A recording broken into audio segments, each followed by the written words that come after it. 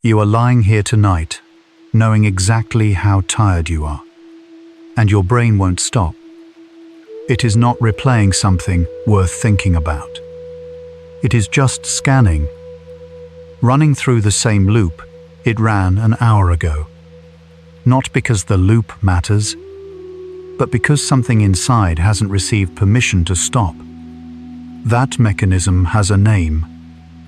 It has been studied in sleep labs, measured in brain scans, mapped across decades of research, and the part most people never hear: the harder you try to fall asleep, the more active that mechanism becomes. Welcome to Sleepy Science. Tonight is not just an explanation. It is a map. From what is happening in your nervous system right now, to what the science says can gently, gradually, teach it that the day is over. Close your eyes. Let the body settle into wherever it has come to rest. The night is already receiving you here. And now, we begin. The brain has a built-in alarm system called the ascending arousal network, a web of structures in the brainstem that keeps the rest of the brain awake and alert. During the day, this network is doing its job. At night, it is supposed to quiet. But in people with chronic sleep difficulty, research from sleep labs, including teams at the University of Pittsburgh and Harvard Medical School, has consistently found that this network stays partially active long after the body lies down. The arousal system doesn't distinguish between a real threat and a worried thought. Both feel the same, to the brainstem. And so the night watchman keeps his post, scanning the same quiet room, long after there is nothing left to watch. That is where tonight begins. The technical term for what keeps many people awake is cognitive hyperarousal. It refers to a state where the mind continues generating active, vigilant, thought-like activity at a time when it is biologically prepared for rest. In a 2025 network analysis of over 1,200 participants, published in the Journal of Psychiatric Research, researchers found that pre-sleep cognitive arousal was the single most important variable linking all forms of hyperarousal to insomnia symptoms, acting as a kind of gateway. Not physical tension, not caffeine, not noise. The mind's own continued scanning was the primary bridge between a waking nervous system and a sleepless night. The body can be still. The brain does not follow automatically. The norepinephrine system is one of the brain's primary alertness chemicals, released by a structure deep in the brainstem called the locus coeruleus. Under normal conditions, norepinephrine drops as evening approaches, allowing the arousal network to soften. But under conditions of chronic stress or anxious thought patterns, the locus coeruleus can maintain elevated output well into the night hours. Studies using polysomnography, the gold standard measurement of brain activity during sleep, have found that people with insomnia disorder show significantly higher norepinephrine-related activity in the hours before sleep compared to good sleepers. The alarm system has a chemical volume dial. In hyperaroused brains, someone has turned it up without telling the rest of the system. Sleep researchers use a model called the hyperarousal model of insomnia, first formally proposed in the early 2000s and significantly expanded by research since. The model holds that insomnia is not primarily a problem of the sleep system itself. The brain's ability to produce sleep is largely intact. The problem lives upstream, in the arousal system that prevents sleep from being expressed. Think of it like a car with a fully working engine, but a hand still on the brake. The engine isn't broken. The brake simply isn't releasing. This reframe matters because it shifts the question from "why can't I sleep?" to what is still holding the system in alert. The prefrontal cortex, the part of the brain most associated with planning, analysis, and self-monitoring, is normally supposed to quiet significantly as sleep approaches, but researchers found that in people with cognitive hyperarousal, the prefrontal cortex remains metabolically active at bedtime, essentially continuing its daytime work of evaluating and processing. EEG studies measuring electrical activity in the brain consistently show higher beta wave activity in this region in insomnia patients during the pre-sleep period. Beta waves are associated with active thinking and problem solving. The brain is still running analysis on a day that has already ended. The amygdala, the brain's threat detection center, plays a particular role in sleep-disrupting hyperarousal. Research has found that people with chronic insomnia show heightened amygdala reactivity not just to obvious stressors, but to neutral and ambiguous information. The amygdala has been shaped by millions of years of evolution to err on the side of caution. When uncertain, assume threat. In a modern environment where most threats are social, professional, or relational rather than physical, this system can be triggered by half-finished conversations, unread emails, and unresolved uncertainties just as effectively as it would be by a predator in the dark. The biology hasn't updated. Only the threats have changed. One of the most studied contributors to nighttime hyperarousal is a thought pattern researchers call pre-sleep cognitive activity, a broad category that includes worry, planning, problem solving, and rumination. In a 2023 large-scale study published in the Journal of Sleep Research, researchers found significant increases in worry and rumination during the pre-sleep period in people with insomnia disorder, compared to good sleepers. Notably, the thought content was often not about the immediate present. People were reviewing the past and rehearsing the future. Mental time travel that keeps the planning centers of the brain engaged precisely when the sleep system needs them disengaged. There is a well-documented phenomenon in sleep research called sleep effort paradox, or sleep reactivity. It describes the counterintuitive finding that trying harder to fall asleep reliably makes sleep harder to achieve. The mechanism is straightforward. Monitoring whether you are falling asleep requires maintained wakefulness. The more you check, the more alert you remain. A 2025 study in the Journal of Sleep Research specifically examined how pre-sleep cognitive arousal interacts with sleep reactivity, finding that reactivity amplified the arousal's impact on actual sleep disruption. In other words, the people most worried about not sleeping were also the people whose worry most effectively prevented it.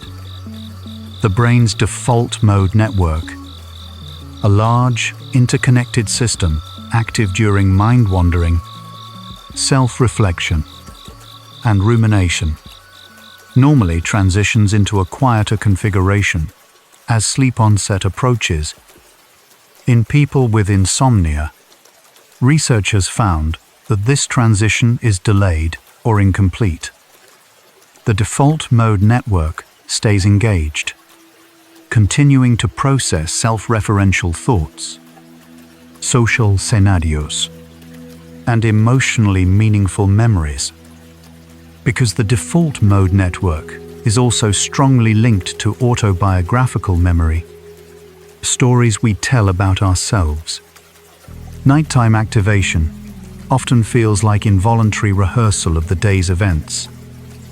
Not chosen, not useful, just the system running its standard program because no one has told it to close for the night. Sleep onset. The transition from wakefulness to light sleep normally takes between 10 and 20 minutes in healthy adults. Research consistently shows that people with cognitive hyperarousal have significantly longer sleep onset latency. The average in people with insomnia disorder is around 45 to 60 minutes, though many report lying awake for 90 minutes or more. But the subjective experience is often even longer than objective measurement confirms. Studies using polysomnography alongside subjective reports have found that insomnia patients frequently estimate they've been awake longer than the EEG shows, suggesting that even light sleep is perceived as wakefulness when the monitoring system remains active. The watchman doesn't rest, even when the rest does. The relationship between sleep and cortisol, the body's primary stress hormone, is bidirectional and powerful. Cortisol normally follows a 24-hour rhythm, peaking in the early morning to prepare the body for the day, and dropping to its lowest level in the first hours of the night. But in people with chronic insomnia and hyperarousal, cortisol levels at night are measurably elevated compared to good sleepers. This elevation is not trivial. Cortisol directly stimulates the locus coeruleus, which then releases more norepinephrine, which feeds back into the arousal network. One night of poor sleep elevates cortisol. Elevated cortisol disrupts the next night's sleep. The loop sustains itself without needing an outside stressor to keep it running. Mind wandering and sleep disruption are closely linked. A 2019 longitudinal study published in PLOS One followed 126 participants across 8 consecutive days, measuring mind wandering and sleep quality in daily diary reports. They found that on days with more mind wandering, participants reported more sleep disturbances that night, and that within individuals, this association held reliably across the measurement period. The connection is not random. Mind wandering activates the same default mode network that hyperarousal keeps engaged at bedtime. People who spend more daytime hours in undirected, self-referential thought tend to carry that cognitive style into the night. The habit of the waking mind becomes the habit of the pre-sleep mind. The hypothalamus plays a central role in sleep regulation through 2 main systems: the sleep-promoting ventrolateral preoptic nucleus and the wake-promoting lateral hypothalamic area. In healthy sleep, the ventrolateral preoptic nucleus inhibits the arousal centers, like a master switch flipping to off. But research has found that in chronically hyperaroused individuals, this inhibition is less effective.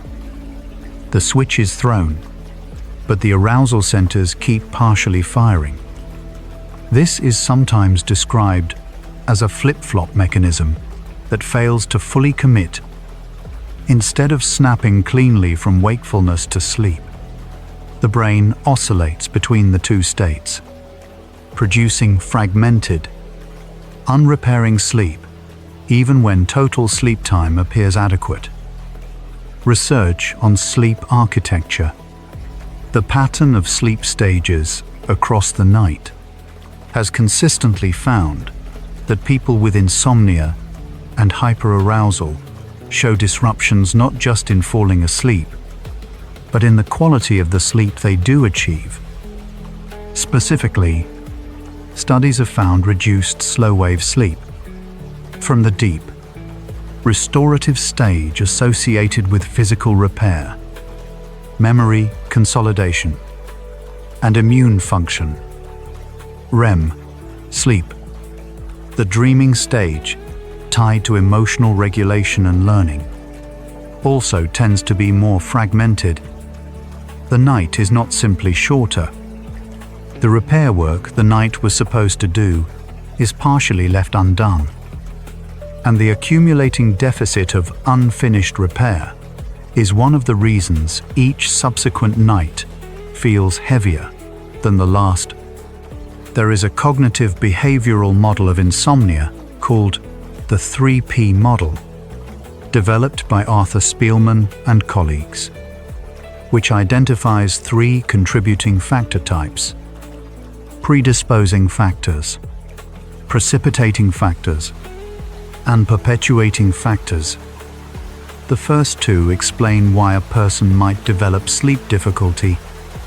The third, perpetuating factors, explains why it becomes chronic. Perpetuating factors include behaviors like spending excessive time in bed, clock watching, napping to compensate, and restructuring the day around sleep. They also include cognitive patterns like catastrophizing poor sleep and treating every night of poor sleep as evidence of permanent inability. Research consistently finds that addressing perpetuating factors, not causes, is the most effective path to recovery. The association between the bed and wakefulness is a well-documented mechanism of chronic insomnia. Under normal conditions, the bed is a conditioned stimulus for sleep. The brain learns that lying down in this specific place means sleep follows. But in people who spend many hours awake in bed, worrying, watching screens, or simply lying awake, the association shifts. The bed becomes associated with wakefulness, arousal, and frustration. This is not metaphorical. It is classical conditioning, the same mechanism Pavlov documented in dogs. Cognitive behavioral therapy for insomnia, considered the first-line treatment by sleep medicine guidelines worldwide, begins by addressing this association directly through sleep restriction and stimulus control.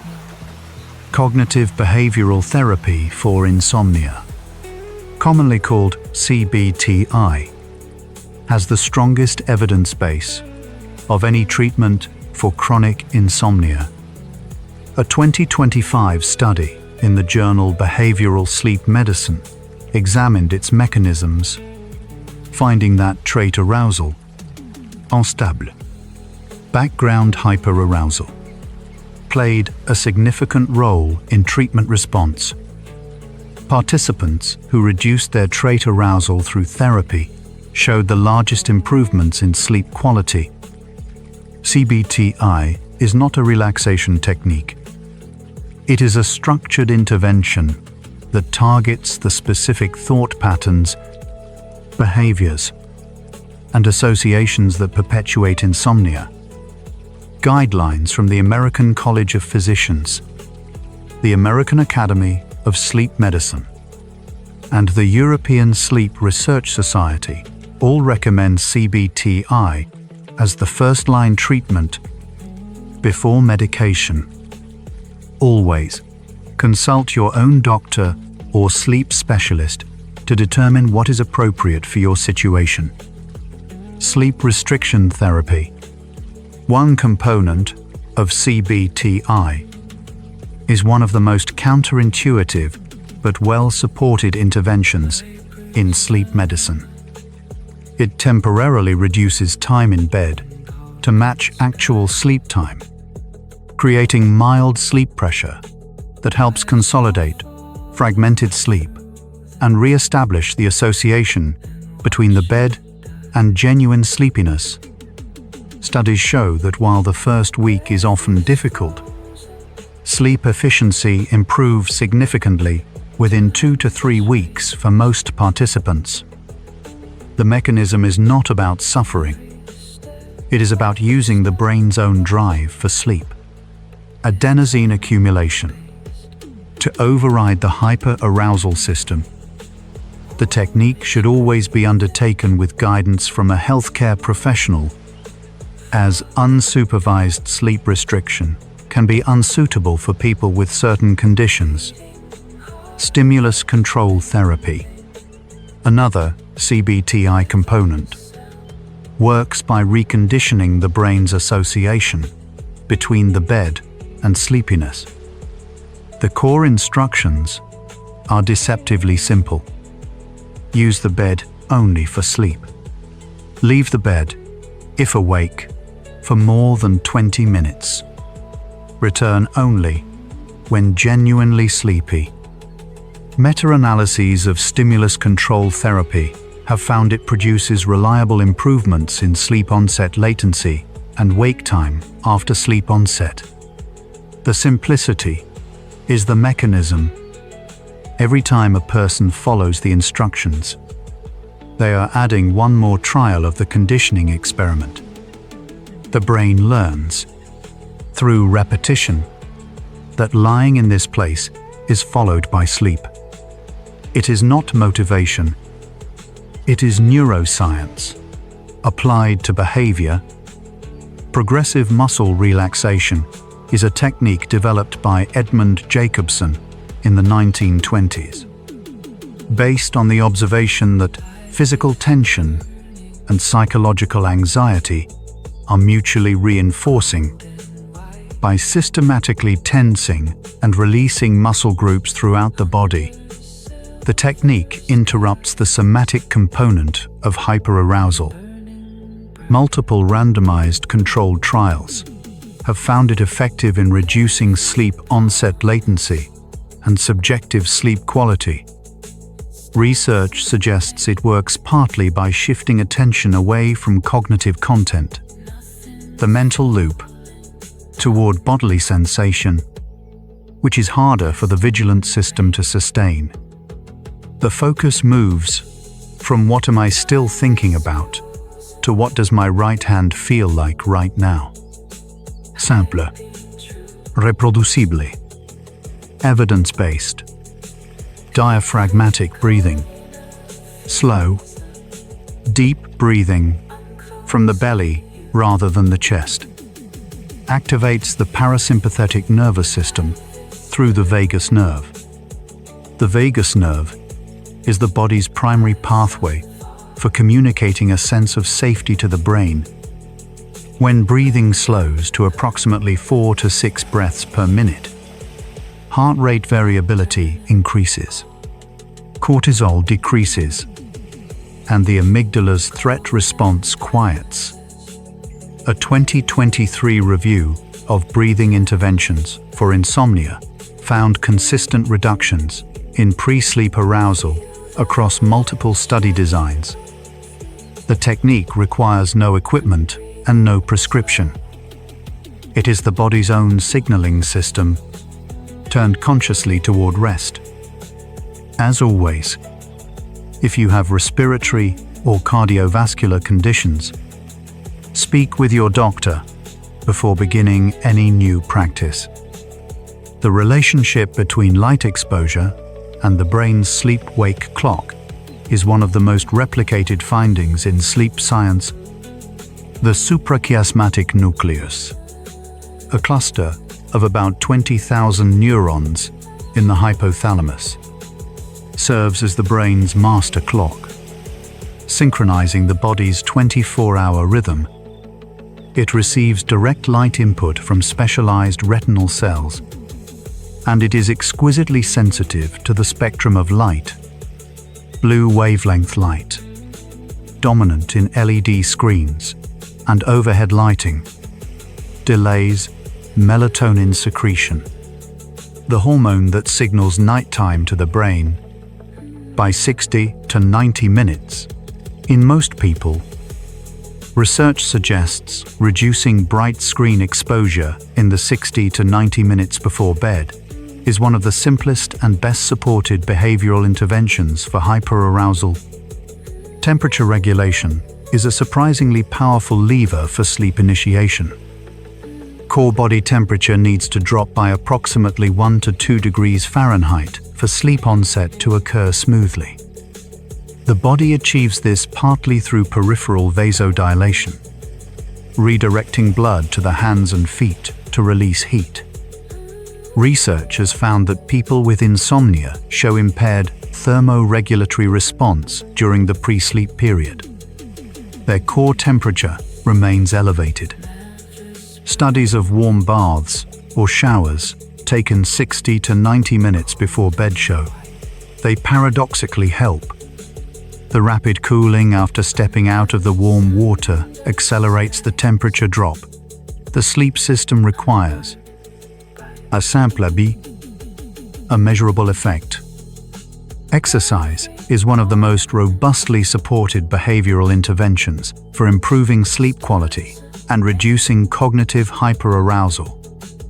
A meta-analysis of over 60 randomized controlled trials found that moderate aerobic exercise significantly improved sleep quality, reduced sleep onset latency, and reduced nighttime wakefulness across a wide range of populations.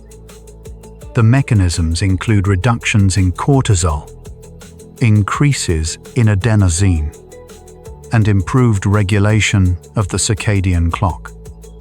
Importantly, research also shows that the benefits are dose-dependent and consistent, not a single session of intense exercise, but a regular habit of moderate activity sustained over weeks. The brain responds not to episodes, but to patterns. As always, consult your doctor before beginning a new exercise program. What these first 25 facts have established is not a problem list. They are a map of a system. The night watchman brain, the arousal network that won't stand down, the cortisol that feeds back into itself, the conditioning of the bed as a place of wakefulness. These are not separate failures. They are parts of the same loop, each reinforcing the others. The central question: why does the brain resist sleep, even when exhausted? And what does science say can help? Has a partial answer forming. The resistance is not random. It is a learned pattern, shaped by chemistry and conditioning. And it is responsive to change. What the second arc begins to follow is the evidence, not cures, but practices, and what happens when they compound. You've been with us for a while now, and your breathing has likely softened without you noticing. A soft subscribe helps another sleepless mind find this sanctuary too. Now, let's pause together, one sleepy soul at a time. Right now, the scanning your brain has been doing since you lay down has a name, not a flaw, not a symptom of something wrong with you. A mechanism, one that has been running in human brains for hundreds of thousands of years, calibrated for a world where the night held real danger, and the cost of missing it was final. You are not carrying a broken system. You are carrying one that is still set to the older world. What happens next? The research on what gently, over time, teaches it otherwise, begins here. Notice your breath. It has been doing something your brain hasn't fully registered yet. Now we continue. Melatonin is not a sleeping pill. This is one of the most commonly misunderstood facts about sleep biology. Melatonin is a signaling hormone. It tells the brain that darkness has arrived and that sleep is appropriate. It does not force sleep. It does not maintain sleep. In a healthy person, melatonin begins to rise about 90 minutes before habitual sleep time and declines toward morning. Research on melatonin supplementation for insomnia shows modest effects, primarily for circadian misalignment, jet lag, shift work, delayed sleep phase. For hyperarousal-based insomnia, the mismatch is significant. The brain does not need a signal that sleep is appropriate. It needs to stop blocking sleep from happening. Adenosine is the brain's primary sleep pressure chemical. Every waking hour, metabolic activity produces adenosine as a byproduct, and it accumulates in the brain, building what sleep researchers call homeostatic sleep pressure. The longer you've been awake, the more adenosine has accumulated, and the stronger the drive toward sleep. Caffeine works by blocking adenosine receptors, not by reducing adenosine itself. When caffeine wears off, all the adenosine that accumulated while the receptors were blocked floods in at once. This is the caffeine crash. Research suggests that caffeine consumed even 6 hours before bedtime can reduce total sleep time by about an hour. The sleep pressure was always there. The chemistry simply delayed the signal. The circadian clock and the homeostatic sleep pressure system are two separate but coordinated forces that together regulate the timing and depth of sleep. The circadian clock determines when the body is willing to sleep. The homeostatic pressure determines how deeply. When these two systems are aligned, going to bed when the clock is ready and the adenosine load is high, sleep comes easily and is deeply restorative. When they are misaligned, lying down too early, or napping at the wrong time, the two systems work against each other. Research consistently shows that regularity of sleep timing is one of the strongest predictors of sleep quality. Sleep timing consistency, going to bed and waking at approximately the same time each day, including weekends, is one of the most evidence-supported behavioral interventions for improving sleep quality. A large study of over 60,000 adults found that irregular sleep timing was associated with higher rates of insomnia, daytime sleepiness, and metabolic dysfunction.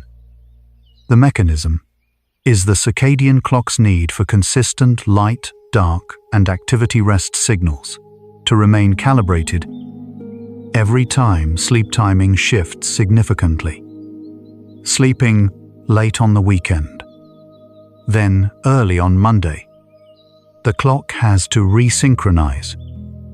Research has estimated that each hour of social jet lag, as it is called, adds measurable disruption to sleep architecture and daytime functioning. The concept of worry time, a behaviorally scheduled period of 15 to 20 minutes during the day specifically designated for directed, purposeful worry and problem solving, is supported by several randomized controlled trials as an intervention for pre-sleep cognitive hyperarousal. The mechanism is not distraction. It is specificity. By addressing worries at a designated time when the person has resources to process them, the intervention reduces the pressure for the mind to process them spontaneously at night. Research has found that people who practice scheduled worry time report reduced intrusive thought at bedtime and faster sleep onset. The key is consistent practice. A single session does little. A 2-week habit begins to retrain the pattern. A technique called cognitive restructuring, part of the cognitive component of CBTI, directly targets the thought patterns that maintain hyperarousal. It involves identifying and examining the accuracy of beliefs about sleep, such as I need 8 hours, or I won't function, or if I don't sleep tonight, tomorrow will be ruined. Research on dysfunctional beliefs about sleep has found that these beliefs are independently predictive of insomnia severity, and that their reduction is a significant mediator of CBTI's effectiveness. The thoughts are not just symptoms, they are active, perpetuating agents. Changing the thought changes the chemistry downstream. Less catastrophizing means less cortisol, less amygdala activation, less arousal fed into the very system, preventing sleep. Paradoxical intention is a technique that sounds absurd, but is consistently supported by research. Instead of trying to fall asleep, the person tries to stay awake, while lying still, in the dark, in their bed. The instruction is gentle and sincere. Just notice what it feels like to stay awake. The mechanism works because it removes performance pressure from the sleep attempt, sleep effort, actively trying, maintains wakefulness through the same monitoring mechanisms that make hyperarousal self-sustaining. Removing the effort removes the activation. Studies have found that paradoxical intention reduces sleep onset anxiety and objectively shortens the time it takes to fall asleep. It is not a trick. It is a direct address to the paradox. The gut-brain axis, the bidirectional communication system between the gastrointestinal tract and the central nervous system, influences sleep through several pathways, including the vagus nerve and the production of neurotransmitter precursors. Approximately 95% of the body's serotonin, a precursor to melatonin, is produced in the gut. Research from the last decade has found associations between gut microbiome composition and sleep quality. While the causal mechanisms are not fully understood, a diet that supports gut microbiome diversity, rich in fiber and fermented foods, is consistent with sleep-supporting recommendations across multiple evidence bases. Alcohol and sleep have a widely misunderstood relationship. Alcohol is a sedative. It reduces the time it takes to fall asleep and produces deeper, slow-wave sleep in the first half of the night. But in the second half, as the liver metabolizes the alcohol, the effects reverse. REM sleep is suppressed, unfragmented, unrefreshing sleep follows. Research has found that even moderate alcohol consumption, 1 to 2 drinks, reduces overall sleep quality measurably. The sedation is real. The sleep is not. Using alcohol as a sleep aid adds a second disrupting mechanism on top of the hyperarousal that already exists. The practice of keeping a sleep diary, recording bedtime, wake time, estimated sleep duration, and subjective sleep quality each morning is recommended by sleep medicine guidelines as both a diagnostic tool and a therapeutic one. Research has found that the act of tracking sleep reduces catastrophizing. When people can see that they slept 5 hours rather than the 2 hours they felt, the night loses some of its perceived severity. Sleep diaries are also the foundation of CBTI's sleep restriction calculations, allowing the therapy to be individually calibrated rather than applied generically. The data changes the relationship to the problem. Observation is not passive. In this case, it is part of the treatment, social yet lay. The difference between a person's socially determined sleep schedule and their biological sleep preference is a population-level phenomenon studied extensively by chronobiologist Till Roneberg.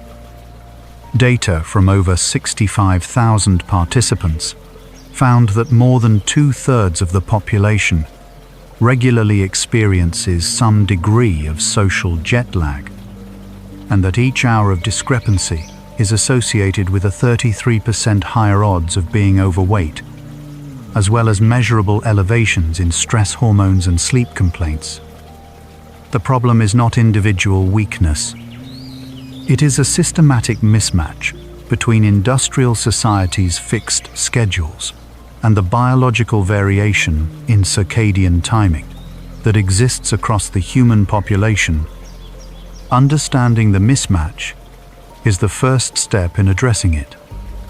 Natural light exposure in the morning, specifically within 30 to 60 minutes of waking, is one of the most powerful and free tools for calibrating the circadian clock.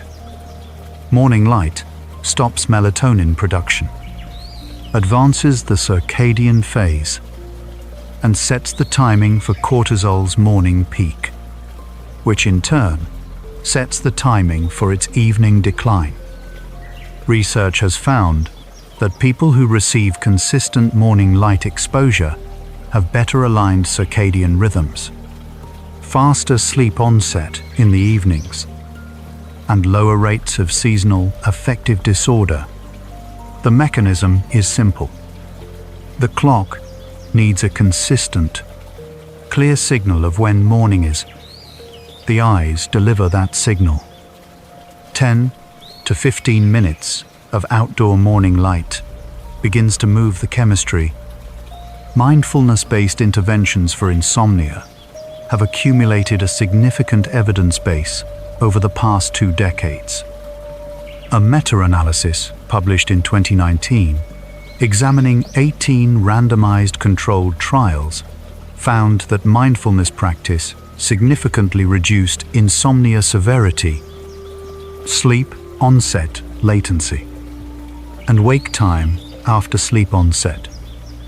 The mechanisms proposed include reduced pre-sleep cognitive arousal through attention redirection, increased acceptance of sleeplessness as non-catastrophic, and changes in default mode network activity associated with reduced rumination.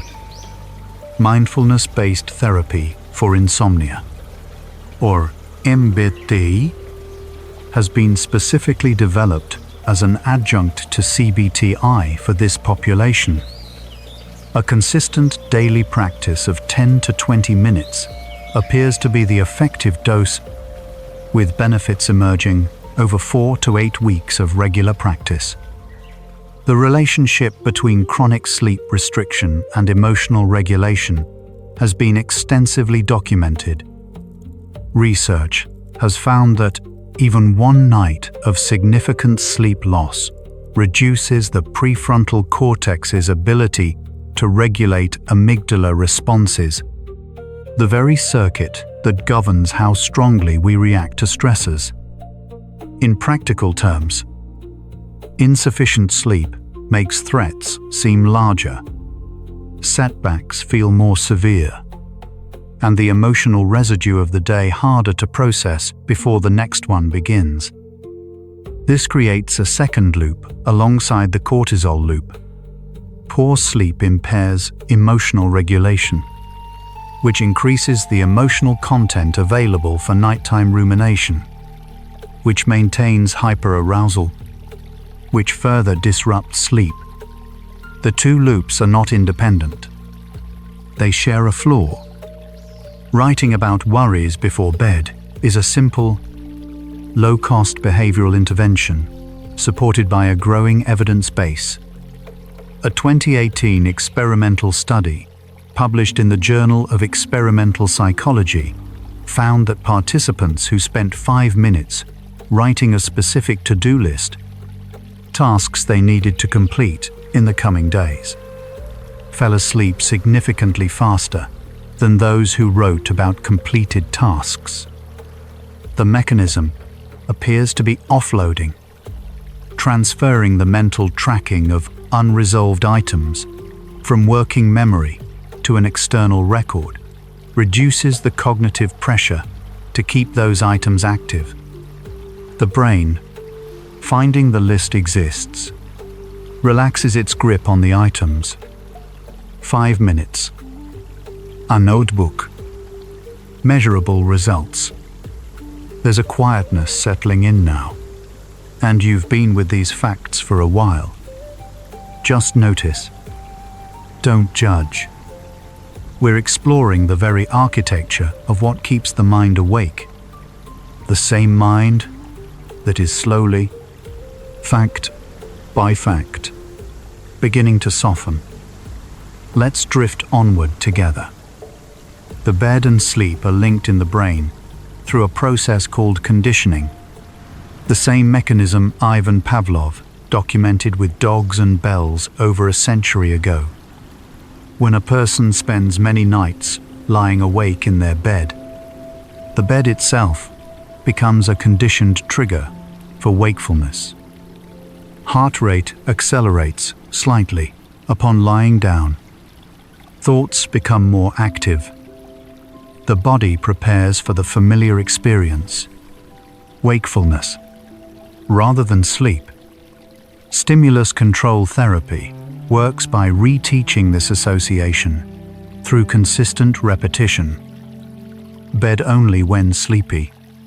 Leave if awake. Return only when sleep pressure is high. Research shows measurable improvements in sleep within 2 to 3 weeks of consistent practice. Acceptance and commitment therapy applied to insomnia. ACT approaches sleep difficulty from a different angle than CBTI. Rather than targeting thought content directly, ACT encourages psychological flexibility, the ability to hold difficult thoughts and feelings without struggling against them, while directing behavior toward valued actions, regardless of how one feels. Research has found ACT to be effective for insomnia, particularly for reducing the distress around sleeplessness. The key shift is subtle but significant. Instead of, "I must eliminate these anxious thoughts," the stance becomes, "These thoughts are here, and they do not require action." Reducing the struggle with hyperarousal, rather than just the hyperarousal itself, reduces the total cognitive load the system is carrying. The glymphatic system, the brain's waste clearance network, operates primarily during sleep, using cerebrospinal fluid to flush metabolic byproducts, including amyloid beta proteins associated with Alzheimer's disease, from between brain cells. Animal studies have consistently demonstrated this process, and while direct human evidence is still accumulating, the available research in humans supports a similar pattern. Slow-wave sleep, the deepest stage, appears to be the most important phase for glymphatic function. Chronic sleep disruption that reduces slow-wave sleep, as hyperarousal tends to do, theoretically impairs this clearance over time.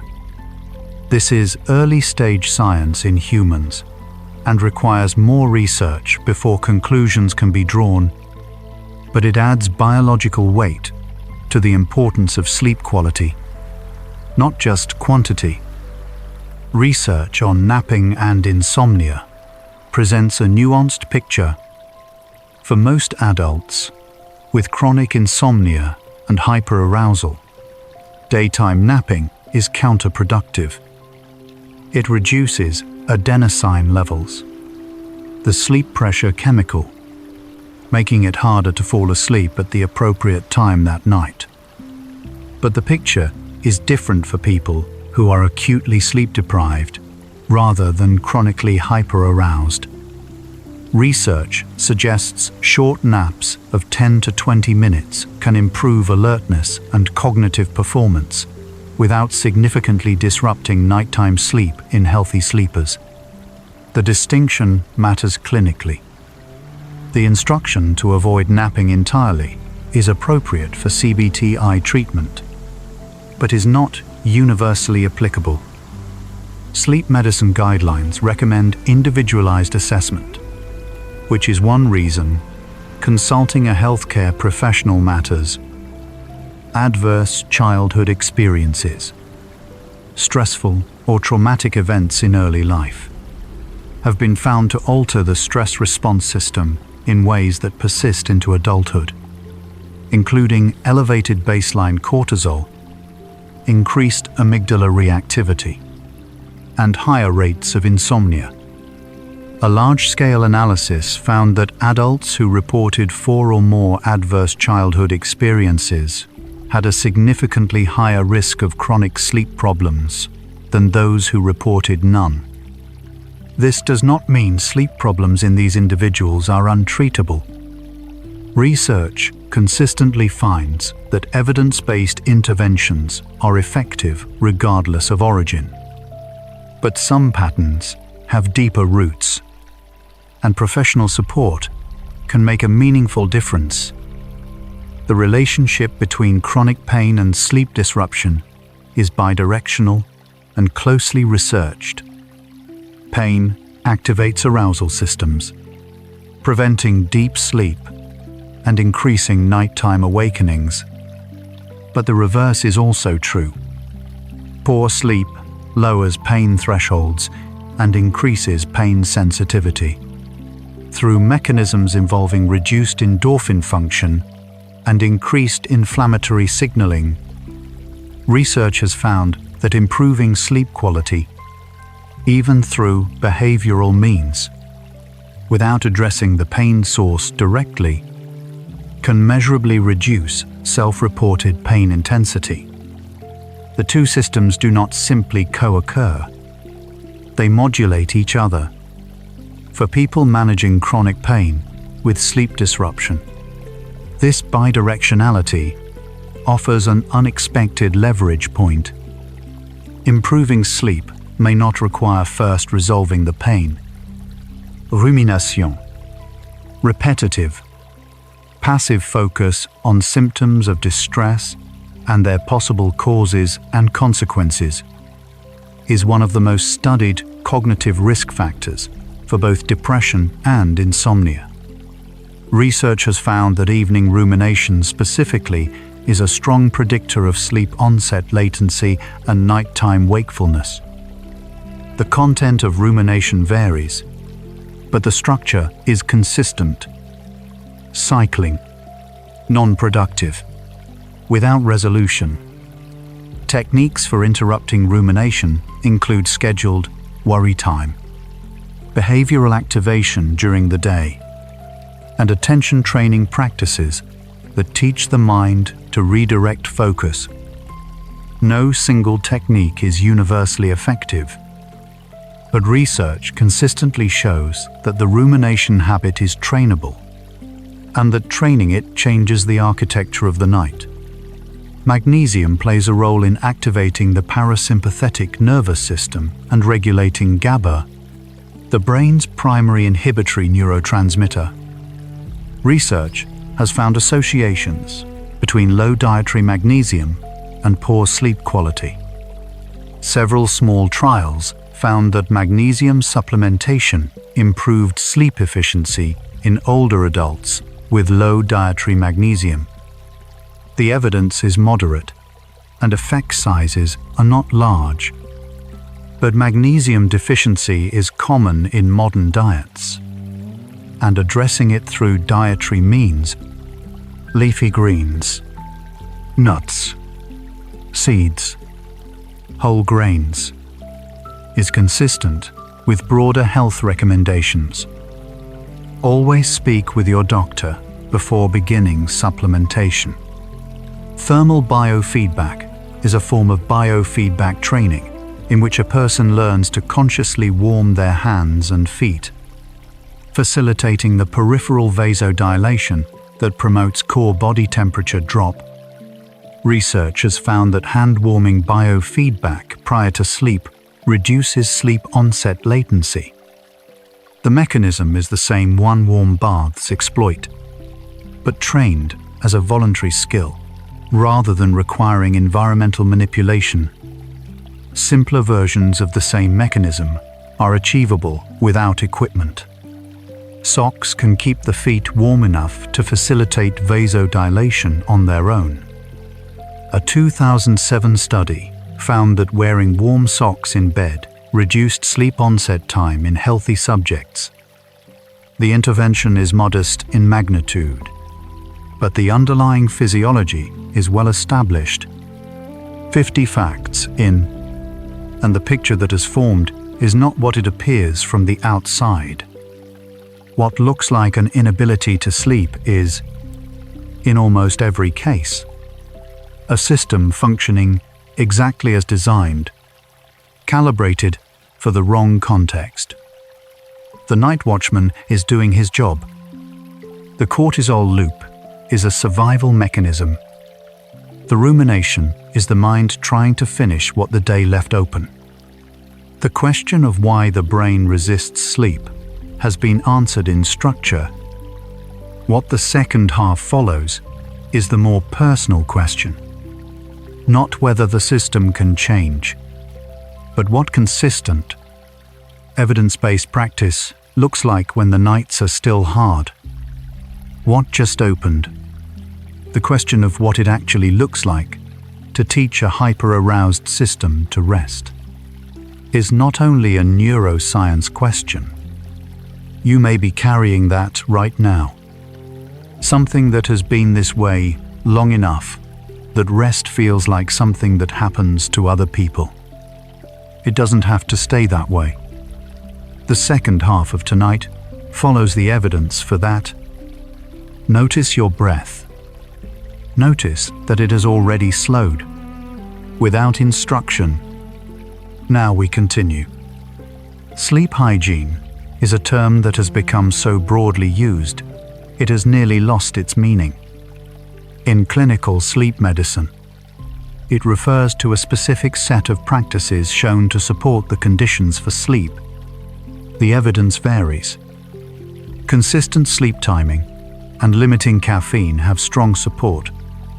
Some research suggests vigorous exercise close to bedtime does not impair sleep in regular exercises. Oversimplified advice can create new performance anxiety when followed rigidly. The goal is a system moving in the right direction, not a checklist completed under pressure. The thalamus plays a key role in gating sensory input during sleep. As sleep deepens, the thalamus closes the sensory gates, reducing information reaching the cortex. In hyper-aroused brains, this gating is less effective during the transition from wakefulness to light sleep. Sounds and internal sensations that healthy sleepers filter automatically remain accessible to awareness. This is not heightened sensitivity as a personality trait. It is a state-dependent failure of a biological filter, one that improves as the overall arousal level decreases. Research on sleep timing genetics has found significant individual variation in the biological clock, chronotype. The natural preference for earlier or later sleep timing is substantially heritable, with estimates from 40 to 70%. There is no single correct sleep schedule, and pushing against one's chronotype carries a real biological cost. About 1/4 of people have a genuinely later chronotype. For them, insomnia is partly a structural mismatch.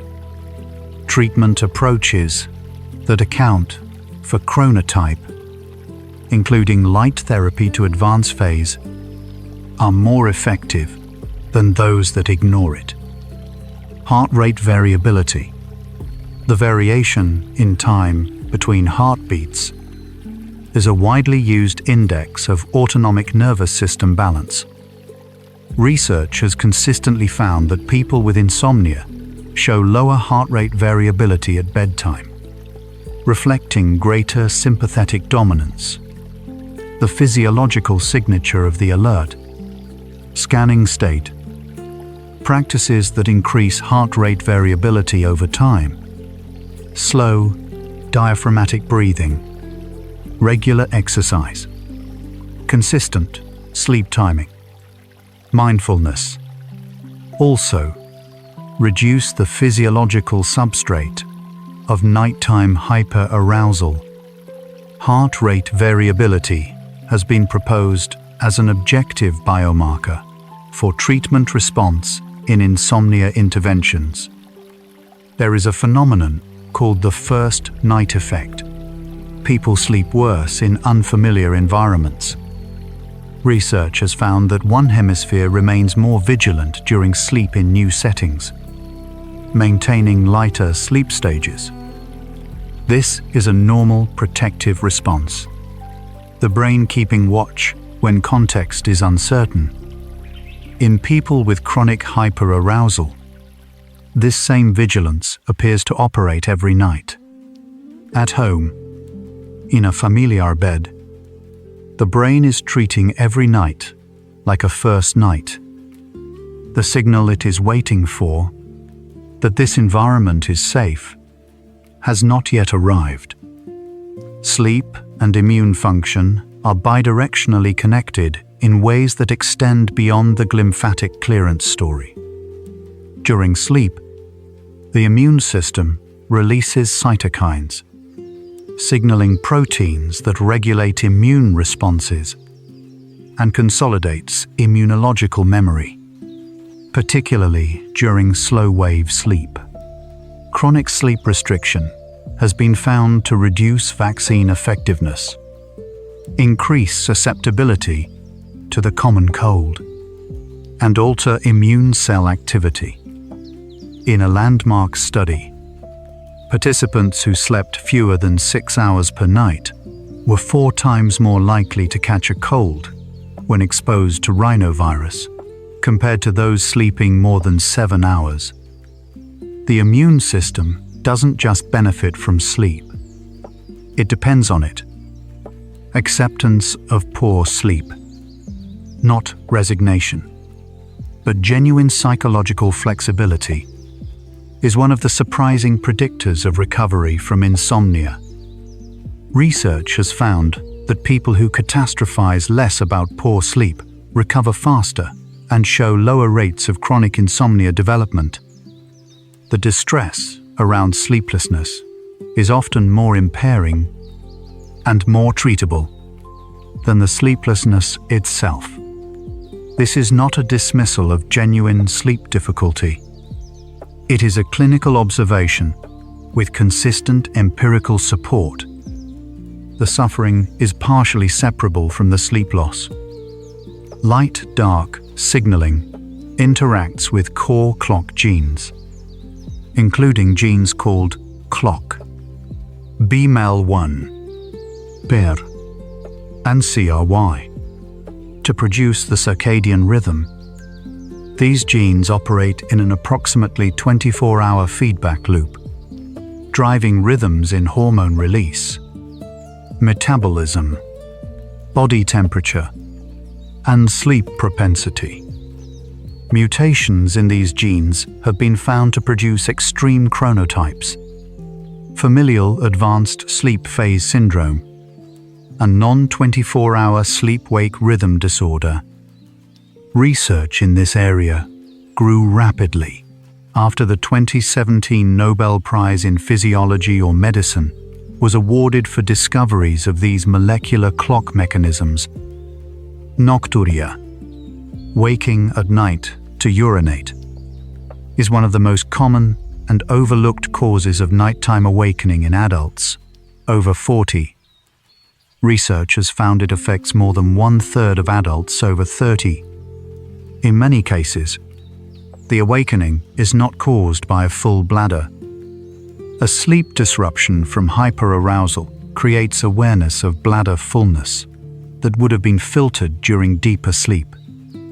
Addressing the primary sleep disruption often reduces nocturia frequency. Always consult a doctor, as nocturia can also signal medical conditions. The relationship between anxiety disorders and insomnia is so close that researchers have questioned whether they are distinct conditions or manifestations of the same underlying hyperarousal process. Studies find that 70 to 90% of people with generalized anxiety disorder report significant sleep disturbance. The directionality runs both ways. Clinical guidelines now recommend treating insomnia as a condition in its own right, even when it co-occurs with anxiety or depression. Sleep and anxiety frequently require parallel treatment, and each improvement benefits the other. The experience of time during sleeplessness is distorted in a consistent direction. Wakefulness feels longer than it is. Research has repeatedly confirmed that insomnia patients overestimate sleep onset latency and underestimate total sleep time. The mechanism involves continued activity of time monitoring systems in the brain, the same systems that are supposed to go offline during sleep onset, but remain engaged under hyperarousal. This distortion is not a failure of memory. It is a real-time phenomenon. The feeling of being awake all night may be accurate in quality, but not in quantity. Alcohol dependence and insomnia have a reinforcing relationship.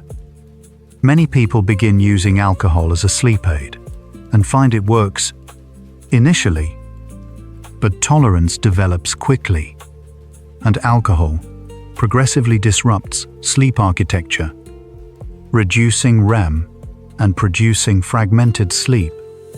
When alcohol is removed, rebound insomnia is often severe, worse than the original complaint.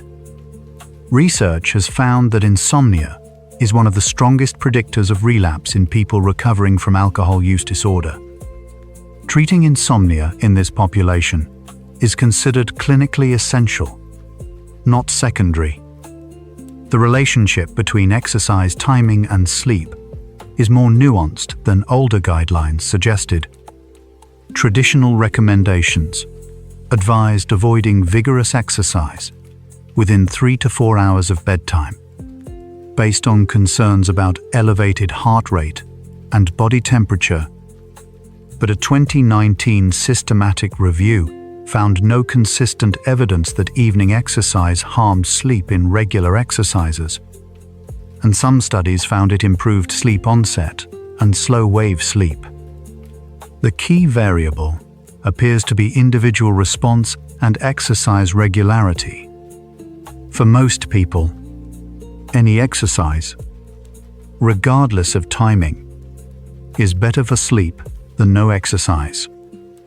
If evening exercise is the only time available, the evidence supports it as a worthwhile trade-off.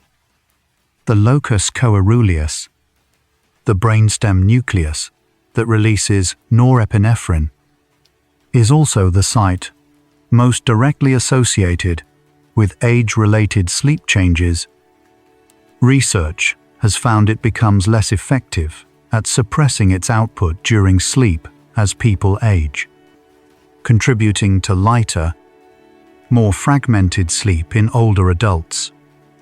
This is a normal biological process, not a pathology, but it interacts with acquired hyperarousal. In older adults who have also developed conditioned insomnia, the two processes compound. Age does not cause insomnia, but it reduces the margin for error in sleep habits and behavioral practices. Insomnia is disproportionately prevalent in women. Research consistently finds that women report insomnia at rates approximately 1.5 to 2 times higher than men, with the gap widening at hormonal transitions, puberty, pregnancy, perimenopause, and menopause. Progesterone has sedating properties, and its withdrawal during the luteal phase is associated with increased sleep disruption, vasomotor, symptoms, hot flashes, and night sweats are a major cause of nighttime awakening during menopause. Sleep complaints in women often have specific hormonal substrates that benefit from targeted evaluation. Research on the neuroscience of worry has found it activates the anterior cingulate cortex, a region involved in error monitoring and conflict detection, in a way that is difficult to suppress voluntarily. The anterior cingulate is designed to flag unresolved discrepancies. When a person has unresolved concerns, tasks uncompleted, conversations unfinished, it continues flagging them as open items. This is why telling yourself to stop thinking is ineffective. The flagging is a function, not a choice. Addressing it requires either resolving the item or teaching the brain to hold uncertainty without treating it as requiring immediate action. Research on positive affect and sleep has found that daytime experiences of positive emotion, engagement, connection, satisfaction, are associated with better sleep quality that night. Positive affect correlates with reduced daytime cortisol reactivity, which lowers the baseline cortisol entering the night. Research found that people who reported higher positive affect had better objectively measured sleep efficiency. The implication is not to manufacture happiness. It is that behavioral choices during the day, engaging with activities that produce genuine positive affect, have downstream effects on the chemistry of the night. Sleep and memory consolidation are tightly linked, with different memory types processed by different sleep stages. Declarative memory is consolidated primarily during slow-wave sleep. Procedural memory is consolidated during REM. Emotional memory processing also occurs during REM, with the hippocampus and amygdala working to strip emotional charge from memories while preserving the factual content. This is why REM sleep disruption can leave emotional memories feeling more raw and unprocessed. Sleep does not just file memories, it edits them, reducing their weight before the next day begins.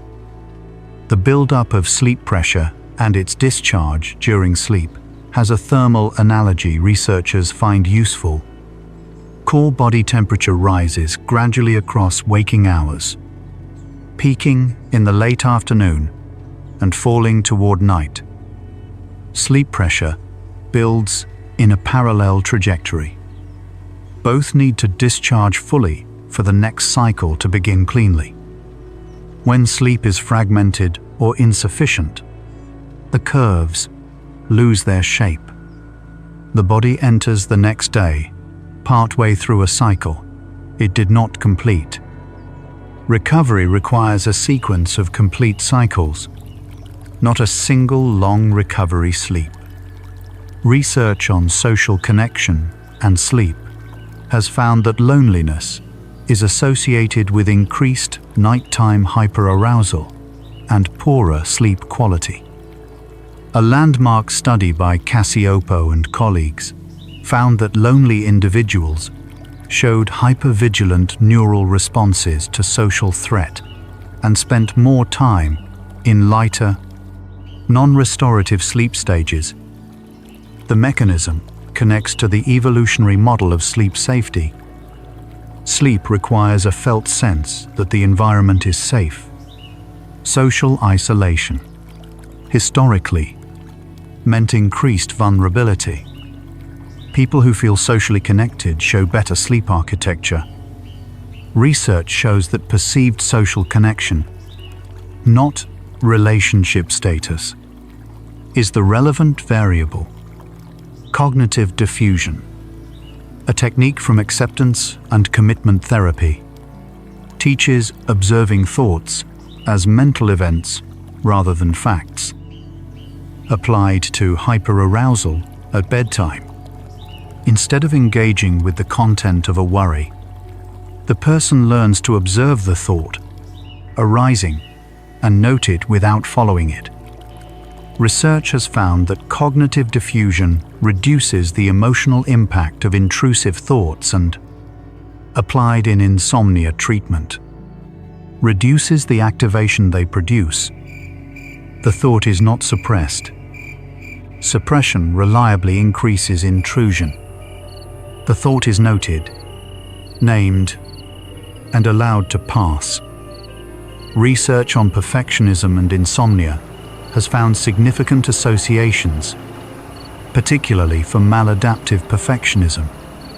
High standards combined with self-criticism and fear of failure. Studies have found that maladaptive perfectionism is associated with higher pre-sleep cognitive arousal and greater insomnia severity.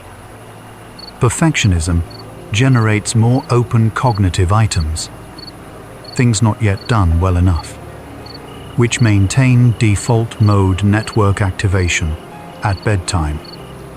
The same trait that drives high performance during the day creates the conditions for poor performance at night.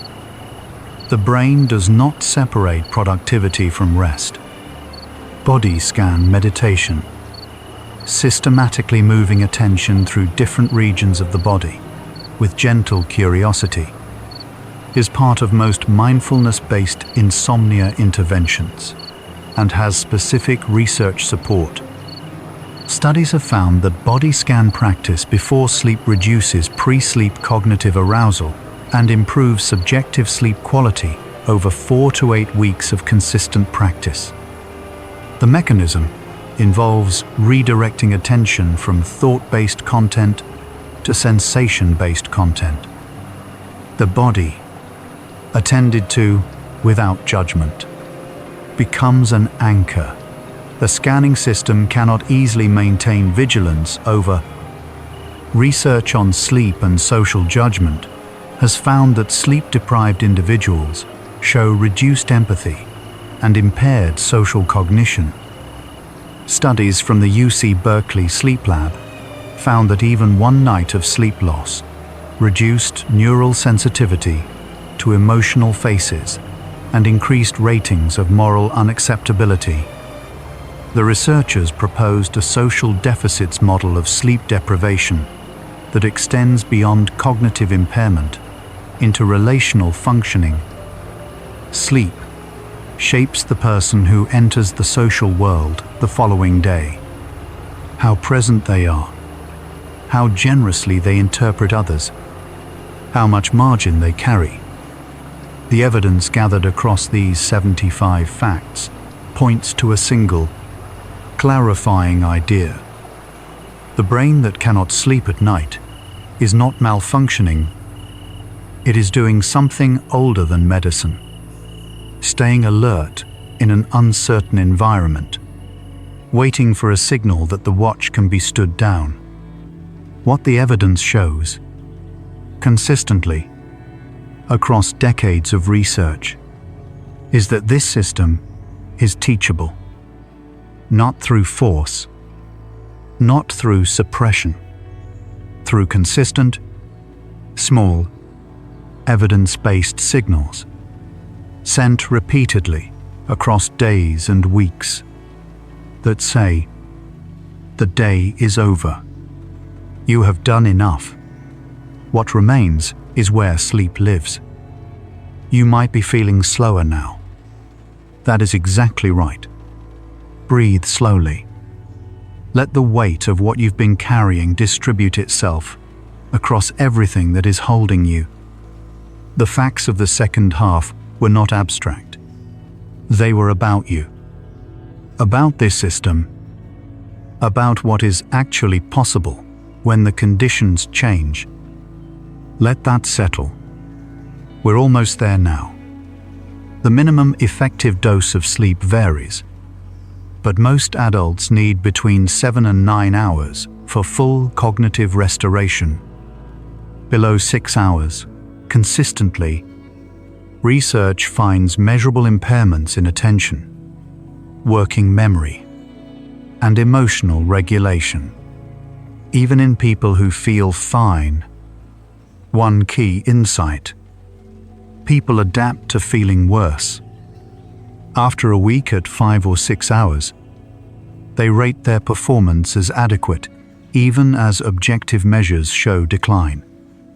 The body adjusts its sense of normal, but the impairment is still there. Warmth before bed is one of the most reliable and accessible sleep interventions in the evidence base. A warm bath or shower taken 60 to 90 minutes before sleep improves sleep onset across multiple randomized studies. The mechanism: facilitating core body temperature drop through peripheral vasodilation, works regardless of age, gender, or insomnia severity. Unlike pharmaceutical interventions, there is no tolerance effect. The benefit does not diminish with regular use. Simple things, done consistently, change the chemistry. The default mode network is active whenever the mind is not engaged in a specific task. In most people, it quiets as sleep approaches. Research on Yoga Nidra, a meditative practice involving systematic physical and mental relaxation, has found measurable reductions in default mode network activity. Practitioners report entering the hypnagogic state, the borderland between waking and sleeping. The practice requires no prior experience and can be followed through audio guides. The suprachiasmatic nucleus, the brain's master circadian clock, operates on a cycle slightly longer than 24 hours in most people. Approximately 24 hours and 12 minutes. Light resets it each morning. Without consistent light exposure, the clock drifts gradually later, a process called free running. For people without consistent morning light signals, this drift can accumulate over weeks. The intervention is the same for drift as for delayed phase. Consistent morning light. The biology is not complicated. The challenge is the consistency. The relationship between sleep and creativity has been documented across multiple research contexts. Remote associates tests show consistently better performance after a night of good sleep, particularly after REM sleep. Research from Harvard found that REM sleep promotes the integration of disparate information and the recognition of hidden patterns. Einstein reportedly spent 10 hours a night in sleep. Thomas Edison famously disparaged sleep and also took frequent naps. The creative work happens during REM. The daytime output reflects what the night prepared.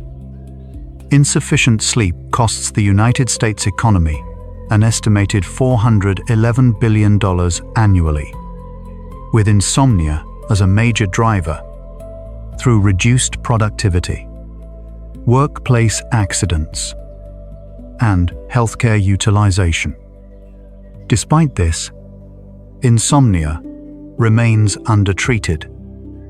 Research surveys find that fewer than 10% of people with chronic insomnia receive evidence-based treatment. The gap between what exists and what reaches people is wide. Awareness of the condition, of its mechanisms, of the available interventions, is part of closing it. Cognitive pre-sleep arousal responds to breath. Slow, diaphragmatic breathing at approximately 5 to 6 breaths per minute activates the vagus nerve and shifts autonomic balance toward the parasympathetic state. Heart rate variability increases within minutes of beginning slow breathing. The subjective experience follows. Thoughts slow. The urgency of unresolved items softens. The body heaviness that precedes sleep becomes accessible. The practice requires only repetition. Enough evenings of returning to the breath that it becomes the default response when the scanning begins. Research comparing CBTI to sleep medication has consistently found that CBTI produces more durable improvements. A landmark systematic review found that while medication produces faster initial improvements, CBTI produces comparable results within 4 to 6 weeks. And those results are maintained at 6-month and 1-year follow-ups. Medication benefits decline when the medication stops. Behavioral changes persist because they address the mechanisms maintaining insomnia, not just the symptoms. If you are considering options, your doctor or a sleep medicine specialist can help you understand what is appropriate. The hypnagogic state, the transitional consciousness between wakefulness and sleep, is a territory sleep researchers have documented but not fully understood. In this state, the brain produces a mix of alpha and theta waves, and perception becomes loosely organized. Sounds become voices. Visual noise becomes imagery. Many people with hyperarousal never enter this state smoothly. They remain in alert beta wave territory until exhaustion tips them directly into sleep. Practices that encourage sustained alpha wave activity, mindfulness, slow breathing, body scan, help create a gentler descent. Tryptophan is an amino acid and the dietary precursor to serotonin, which is in turn a precursor to melatonin. Tryptophan-rich foods, turkey, dairy, eggs, seeds, can modestly increase plasma, tryptophan, and melatonin levels under some conditions. The effect size is small. Tryptophan crosses the blood-brain barrier more effectively when consumed alongside carbohydrates. The evidence supports small, tryptophan-containing snacks before bed as a benign habit for some people. The old recommendation of warm milk before bed has modest empirical support.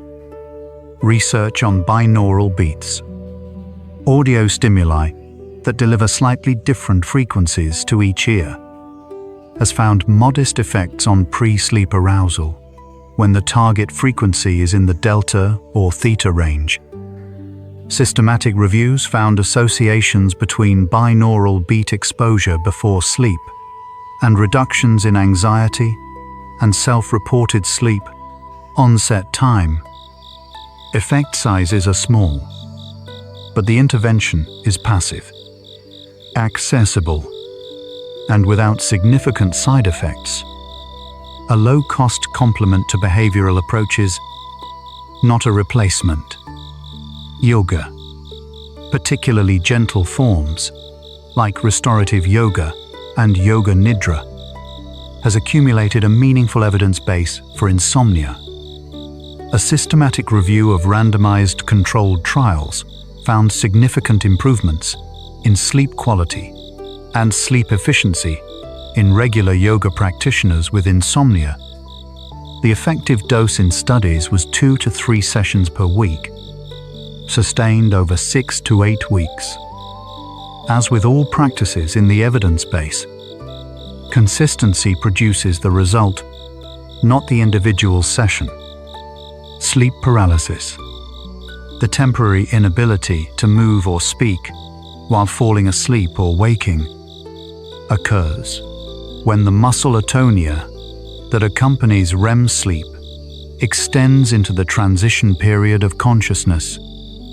Research estimates it affects about 7.6% of people at least once in their lifetime, and is more common in people with insomnia and irregular sleep schedules. It is not dangerous. Understanding the mechanism. A brief overlap between REM atonia and waking consciousness removes much of its terror. It is the biology of the threshold. Research on forgiveness and sleep has found that carrying unresolved interpersonal conflict is associated with higher pre-sleep rumination and poorer sleep quality.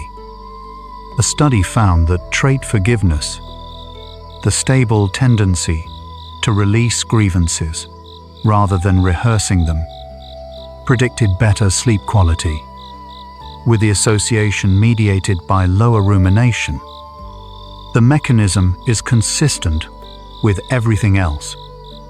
Unresolved items remain as open cognitive files, the default mode network cycles through. Releasing the mental tracking of grievance reduces the load on the system that processes everything at night. Research using thermal imaging has mapped the warming pattern of the extremities during sleep onset. Hence, feet and forehead show the most consistent temperature increases as the body redistributes heat. In people who sleep well, this warming begins approximately 30 to 45 minutes before subjective sleep onset. In people with insomnia, the pattern is delayed.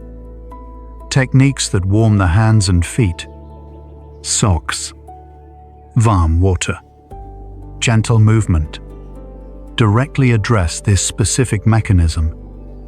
The relationship between screen use and sleep is more nuanced than the common advice suggests.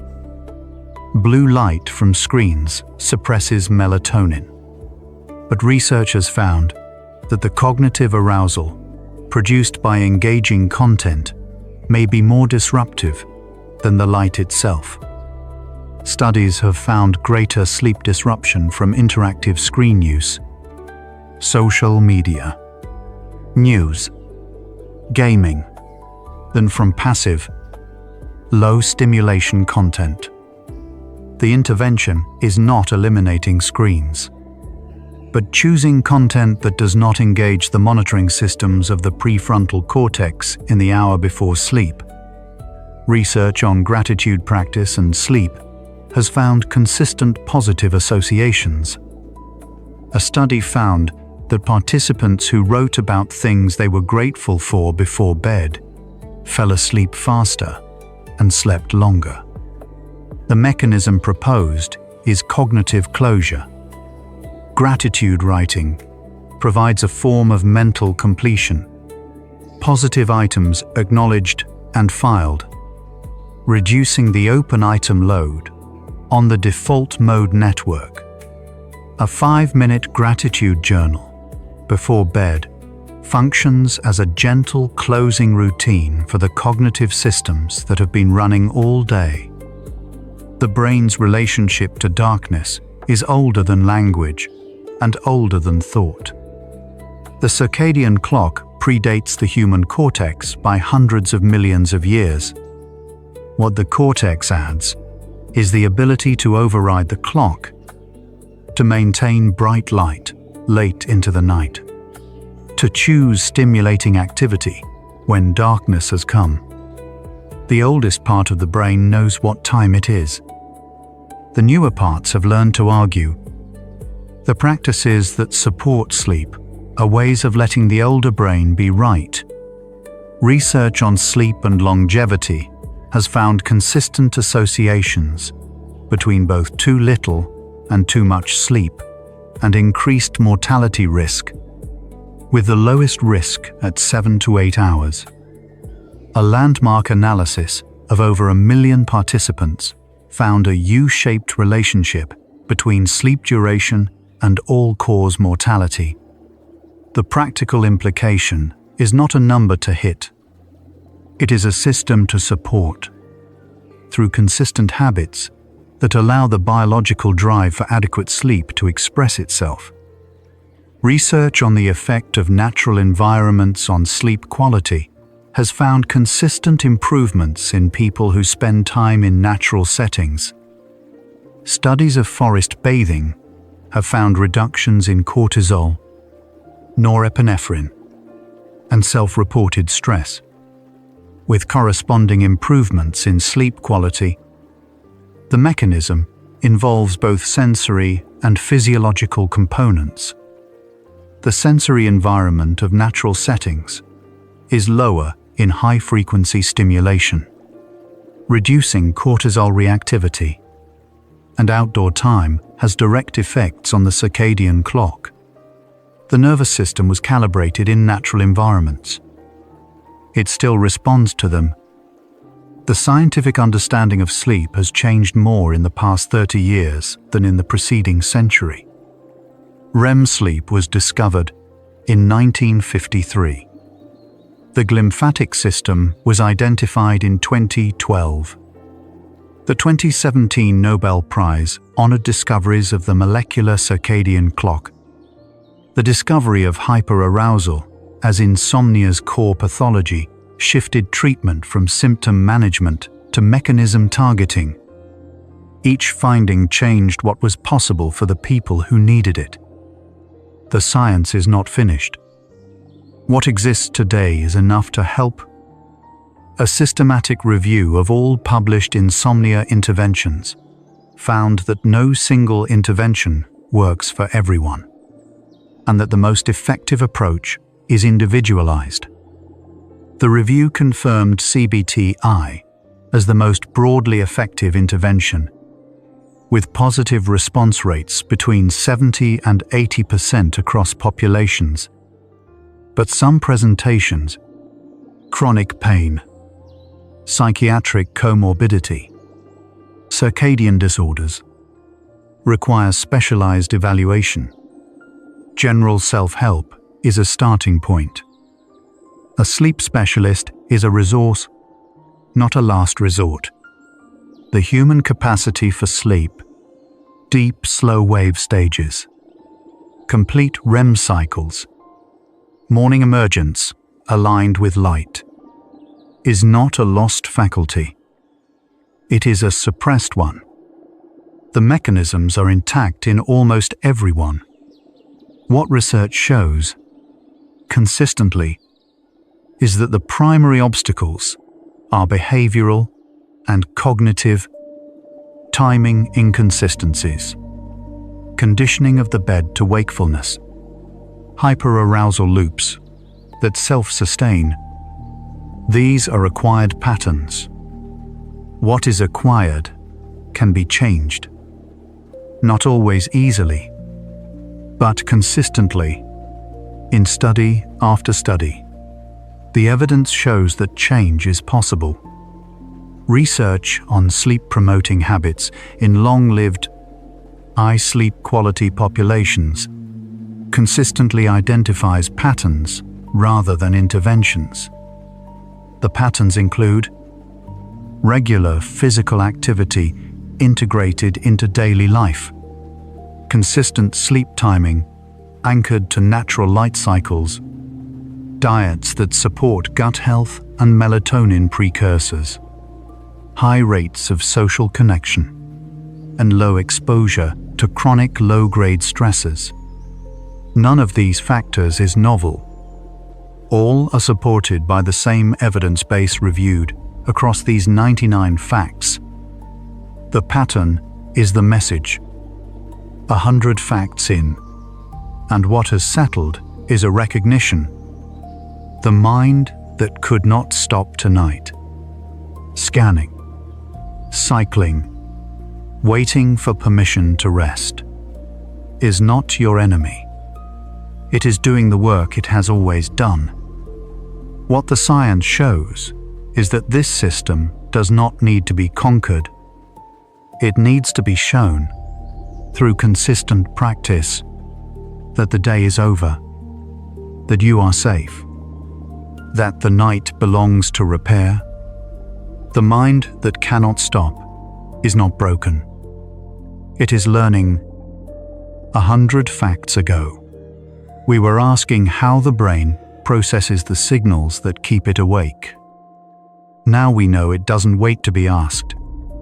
The arousal begins the moment an unresolved item enters working memory. We followed the norepinephrine from its waking peak to the research that shows how it can be gently guided lower. We traced the cortisol loop, the conditioning of the bed, the default mode network cycling through the unfinished day, and found, at each turn, that the loop is not permanent. What began as a question about a brain that won't stop became an answer about a brain that can learn to rest. The night was never the enemy. It was waiting for a different kind of signal. The mind that can't stop thinking at night isn't broken. Science shows that simple, consistent habits can teach it the day is over. You carry that now, not as a plan, not as a task, as a truth that the research confirms. In these final minutes, take the deepest breath you can, as deep as possible. Think about consciousness itself. Yours, mine, everyone listening, all awareness quietly settling right now. In rooms across the world, all of us, part of the same nightly return toward rest. You are not alone in the universe of minds. Let your entire being soften into this moment, into the space before thought, into the dark that holds you without asking anything in return. Prepare for deep sleep. No boundaries left, only stillness. Perhaps tonight brought a little more understanding than you arrived with, about what your mind has been doing all these years, and why.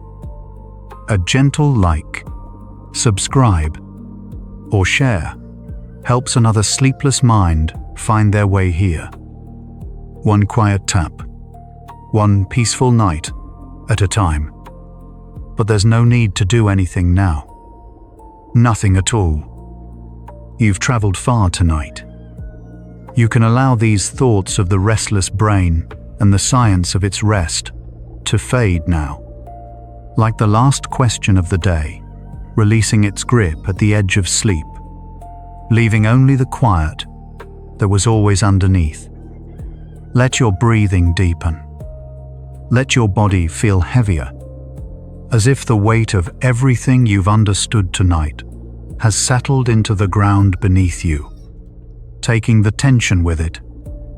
The Psychology for Sleep playlist has spent many hours in this territory, the space where science and the inner life meet. The next hour follows the part of tonight's question this one didn't have time to finish. That hour is waiting whenever you are ready. But if your eyes are closed, stay there. Stay in the darkness that feels safe and warm. Tomorrow, the science will still be there. The habits will still be available. The system will still be trainable. But tonight belongs to stillness. Rest well, quiet one, and remember, the mind that cannot stop is not broken. It is learning, where science becomes the softest place to rest. Good night.